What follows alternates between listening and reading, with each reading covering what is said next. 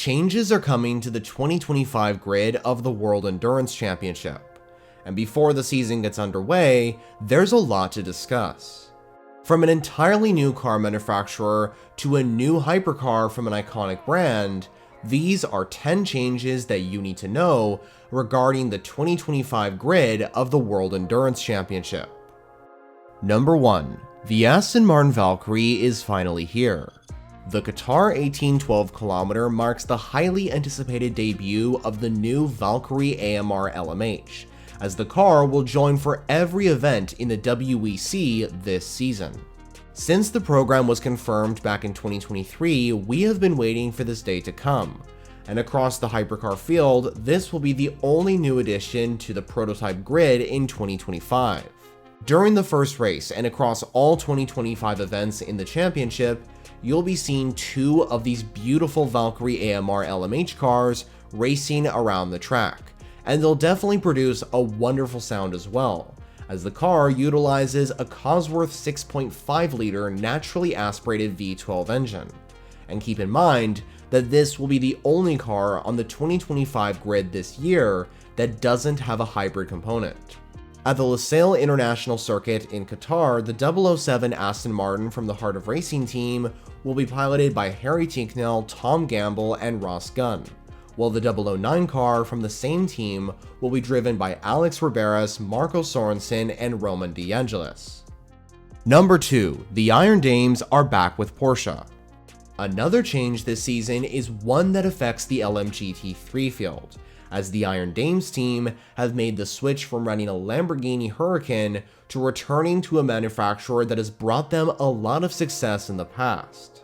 After making the switch to Lamborghini in 2024 for the new LMGT3 era, the time with the Italian marque didn't bode well for the iconic team, as the Iron Dames didn't have a good season, with reliability issues being a major factor that impacted their results.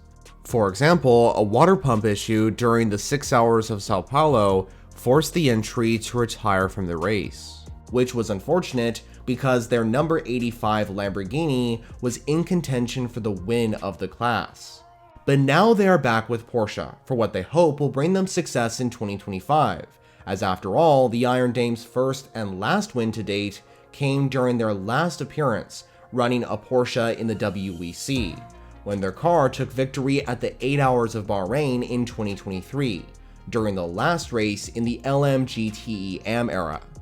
The Iron Dames will run one of 2 Porsche 911 GT3Rs on the grid this year, with Michel Gadding, Rahal Frey, and Celia Martin competing as the full-time drivers. And just to be clear, the team has run a GT3 Porsche in the past, as the Iron Dames raced a Porsche in the recent European Le Mans Series and Asian Le Mans Series, where the team's car even won in LMGT3 at the year's 4 Hours of Imola in ELMS.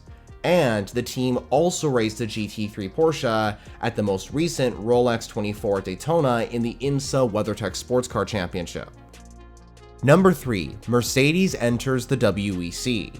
An exciting addition to the LMGT3 grid is that of the AMG GT3 Evo, as Mercedes finally enters the realm of world endurance competition in the GT class of this championship, and they'll be making their highly anticipated return at the 24 Hours of Le Mans later in June.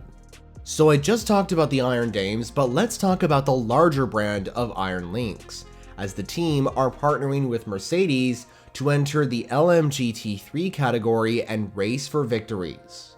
Like the Iron Dames, the Iron Lynx didn't have a good LMGT3 season with Lamborghini in 2024, with only 1 podium achieved at Spa in the year, and eventually the 2 organizations parted ways, which would also affect the Italian squad's participation in the hypercar and GTP classes as well. For this upcoming season, starting with the Qatar 1812km, the Italian team will operate 2 Mercedes entries in 2025, using the numbers 60 and 61. The number 60 Iron Lynx car will be piloted by Italian racers Matteo Cairoli, Claudio Schiavone, and Matteo Cressoni, while the number 61 Mercedes will be piloted by Christian Reed, Lynn Hodinius, and finally former WRT driver Maxime Martin. Number 4. Kevin Magnussen is back in endurance racing. There are many exciting drivers joining the grid this year, and one of them is Kevin Magnussen, who joins BMW M Team WRT for the full season, which includes the 24 Hours of Le Mans. Following his final Formula 1 stint at Haas, the Danish driver has decided to join the hypercar class in 2025 with BMW for his next stage in his career, which will see him drive the number 15 M Hybrid V8 alongside Dries Vanthoor and Raffaele Marciello. This will be Kevin Magnussen's first full season in the WEC, and first appearance in the championship since 2021, when he drove an Oreca 07 at Le Mans for high-class racing, alongside his father Jan Magnussen. Kevin Magnussen was initially going to join the hypercar class with Peugeot Sport Total Energies in 2022, but decided to return to Formula 1 instead when the opportunity came up to make a comeback with the American F1 team Haas. Magnussen has also already proven to be a competitive driver in the BMW, as he drove the car at the Rolex 24 at Daytona in January, and during some of his stints, he even led the race overall. So let's hope when he joins the WEC grid for Qatar, he'll help bring BMW back to the top. Number 5. Lamborghini and Isotta Fraschini are absent from the grid. One of the big changes for 2025 is that we lose 2 manufacturers from the previous grid, as Lamborghini is no longer in either category of the WEC, and the boutique brand Isotta Fraschini is also not present. Both car constructors joined the WEC for the very first time in 2024, and they both had decent results in the hypercar class at that year's 24 Hours of Le Mans, when Lamborghini finished 10th and 13th with their cars, while Isotta Fraschini finished in 14th. Which wasn't that bad for 2 car manufacturers that have never contested at Le Mans before in prototype racing. However, a factor which led to their absence from the 2025 grid was the new 2-car mandate rule, which inevitably forced Lamborghini to choose to run their SC63 program in IMSA GTP exclusively. And with the Iron Lynx and Iron Dames moving to different brands for the following year, the Italian marque didn't return with the Huracan GT3 Evo 2 either. Meanwhile, Isotta Fraschini were forced to pull out of the 2024 season early because of the partnership with Duquesne coming to an end, and since then they haven't found a suitable replacement partner to make a comeback. While it's incredibly unfortunate that neither Italian manufacturer is on the 2025 grid this year, I would still keep an eye out for both of them making a return in the future. But keep in mind that the loss of these brands is one of the reasons why the hypercar grid has a fairly similar grid size compared to last year. Number 6. Spirit of Le Mans upgrade to the WEC.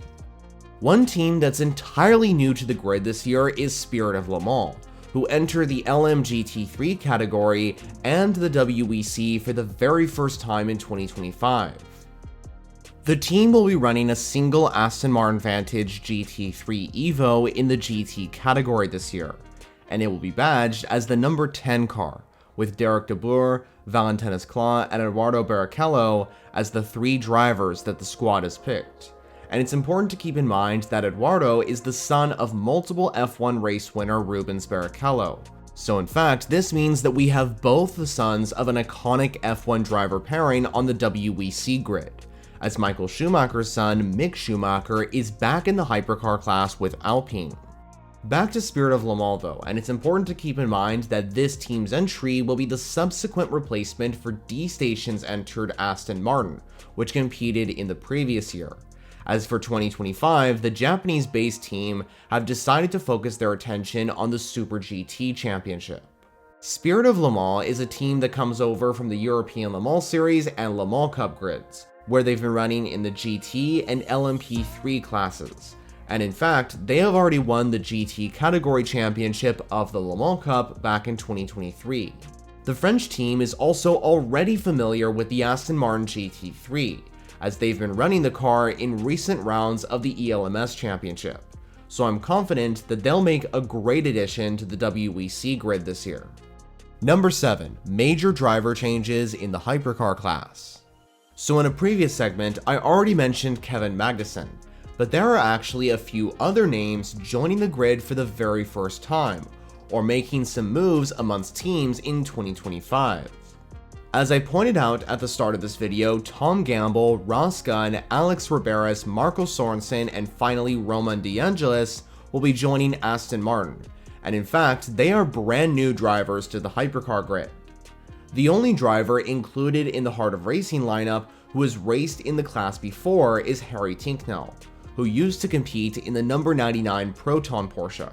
Speaking of that car, Neil Johnny will be joined by two new drivers to the lineup, as Nico Pino and Nico Veroni will both be entering hypercar for the very first time. Another driver that's new is Malte Jakobsen, as the highly talented Dane will step up from his previous reserve driver roles and join the Peugeot Total Energies team as a full-time driver in the number 94 9X8 hypercar.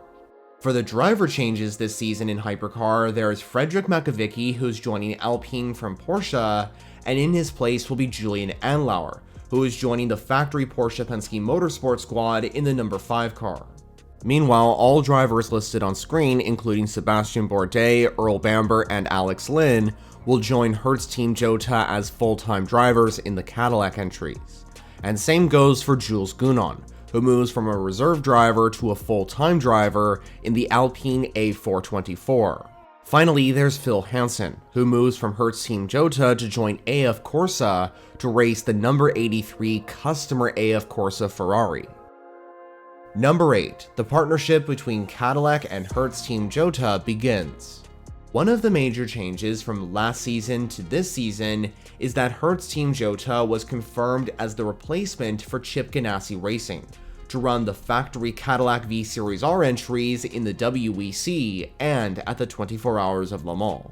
For the first time ever in the WEC, two Cadillacs will be racing full-time, with the British team bringing the number 12 and number 38 cars onto the grid.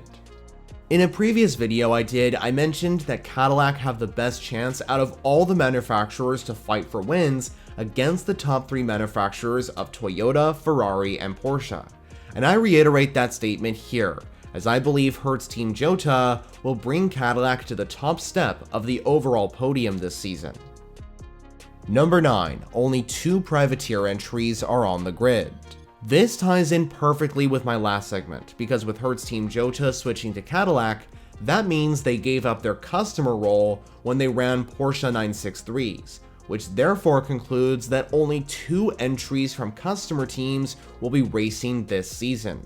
These 2 entries are from separate manufacturers though, as this includes the number 99 Proton Competition Porsche 963, which started racing at the 6 Hours of Monza in 2023, while the second entry is that yellow number 83 Ferrari 499P entered by AF Corsa, which made its debut last season at the Qatar 1812 km. This has resulted in the removal of the Hypercar Cup, which was a smaller championship within the hypercar class for customer entries, and last season it was won by the number 12 Jota Porsche. But with only 2 privateer cars on the grid this year, there's no reason to have that smaller championship. When Jota was confirmed to run the Cadillac entries, it was inevitable that they would move away from the customer racing scene and become a factory team, which would decrease the number of privateer entries in 2025. But initially, there were plans to have a 3rd customer entry on the grid, which would be a 2nd Porsche 963 from Proton Competition. But unfortunately, that doesn't seem to be happening, at least for this season. Although, there is a real possibility that Proton brings over their IMSA car for the 24 Hours of Le Mans exclusively. Number 10, Ben Keating returns. Another driver that's going to get a lot of attention this season is Ben Keating, who is making his full-time return to the WEC for the very first time since 2023, when he won the LMGTE AM Championship and the 24 Hours of Le Mans in class, driving the number 33 Corvette racing entry. And in 2025, he'll be making his return to drive a Corvette, as he will pilot the number 33 TF Sport Z06 GT3R alongside his teammates Daniel Huncadea and Johnny Edgar. The bronze-rated driver has also already raced in that particular car before, as he recently jumped in the TF Sport and Trackhouse entered number 91 Corvette at the recent 2025 Rolex 24 at Daytona in the IMSA WeatherTech Sports Car Championship. It's also important to mention that when Keating climbs aboard the car for the first race in Qatar, this won't be his first event in the LMGT3 class, as he previously contested in his home venue of Lone Star Le Mans in 2024, when he drove the number 88 Proton competition Ford Mustang alongside Dennis Olsen and Mikkel Overgaard Peterson. But unfortunately, the car would have issues and eventually be classified in 30th place overall, despite Ben Keating putting in a great stint early on when challenging for the leading positions in class. So that concludes this video on 10 changes to the World Endurance Championship grid in 2025. What do you think about all these changes? Well, make sure to let me know your thoughts in the comments below. If you like endurance racing, definitely subscribe to this channel if you haven't already, because I'm releasing videos on a weekly basis regarding the WEC, IMSA, Intercontinental GT, and much more. To watch more content now, check out these suggested videos I've put on screen. For now though, that's all from me. Thanks for watching.